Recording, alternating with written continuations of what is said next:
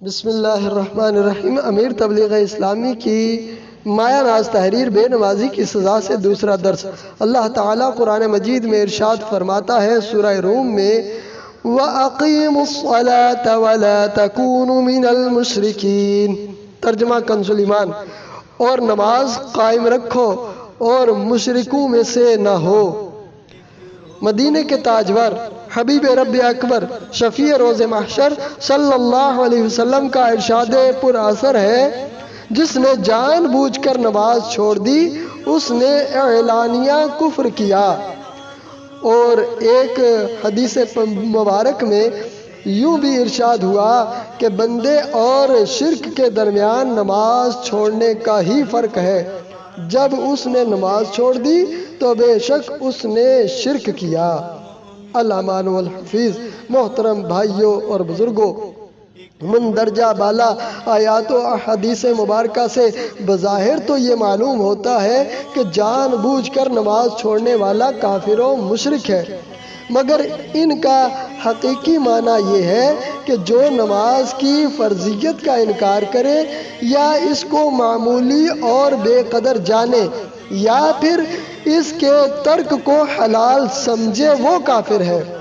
یاد رکھیے، قرآن و حدیث میں جہاں نمازوں کو ضائع کرنے یا جان بوجھ کر ترک کرنے پر جہنم کی عذاب کی وعید آئی ہے، وہاں بھی یہی معنی مراد ہے۔ یاد رکھیے، بے نمازی سخت فاسق و فاجر، مرتکب کبیرہ گناہ اور مستحق جہنم تو ضرور ہے، مگر کافر و مشرک ہرگز نہیں۔ امام اعظم ابو حنیفہ رضی اللہ تعالیٰ عنہ کے علاوہ ائمہ ثلاثہ مالک و شافعی اور احمد رضی اللہ عنہم بھی اسی بات کے قائل ہیں۔ اگرچہ ان ائمہ ثلاثہ نے بادشاہ اسلام کو بے نمازی کے قتل کرنے کا حکم صادر فرمایا ہے، مگر انہوں نے یہ حکم بے نمازی کے کافر ہونے کی بنا پر نہیں بلکہ بطور حد سزا ارشاد فرمایا ہے، جیسا کہ امام اہل سنت مجدد دین و ملت اعلیٰ حضرت الشاہ احمد رضا خان محدث بریلوی رحمۃ اللہ علیہ نے فتاوی رضویہ شریف میں بیان فرمایا کہ نبی کریم صلی اللہ تعالی علیہ وآلہ وسلم نے ارشاد فرمایا کہ نماز دین کا ستون ہے، جس نے اسے قائم رکھا تو بے شک اس نے اپنے دین کو قائم رکھا، اور جس نے اسے چھوڑ دیا تو بے شک اس نے اپنا دین گرا دیا۔ پڑھتے رہو نماز تو بہتر یہ کام ہے،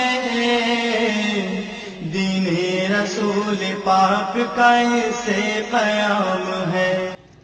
حضور اکرم نور مجسم رحمت ہر عالم صلی اللہ علیہ وسلم کا ارشاد محترم ہے، ہر شے کے لیے ایک علامت ہوتی ہے اور ایمان کی علامت نماز ہے۔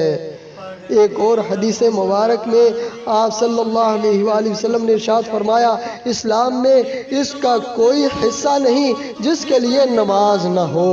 محترم بھائیوں اور بزرگوں، دیکھا آپ نے، رسول پاک صلی اللہ علیہ وسلم نے نماز کو دین کا ستون اور ایمان کی علامت قرار دیا ہے۔ جو لوگ پنجگانہ نمازوں کی پابندی نہیں کرتے یا نمازوں کو صحیح انداز پر دل لگا کر خوش دلی اور اخلاص کے ساتھ ادا نہیں کرتے بلکہ نمازوں کو بوجھ سمجھتے ہیں، یہ ایسا ہے کہ جیسے انہوں نے اپنے دین کو مسمار کر دیا ہو، اور ایسے لوگوں کو اسلام کی خصوصی برکات نصیب نہیں ہوتی۔ اس سے یہ بھی معلوم ہوا کہ مسلمان کے دین و ایمان نماز کے بغیر ادھورے اور نامکمل ہوتے ہیں، جیسا کہ حضرت سیدنا ابن عمر رضی اللہ تعالی عنہما سے مروی ہے کہ رسول ہر جہاں شفیع مذنبہ شہنشاہ کون و مکان صلی اللہ علیہ وآلہ وسلم کا فرمان عبرت نشان ہے، لا دین لمن لا صلاۃ ہو، اس کا دین کامل نہیں جس کی نماز نہیں، یعنی جو نماز نہیں پڑھتا۔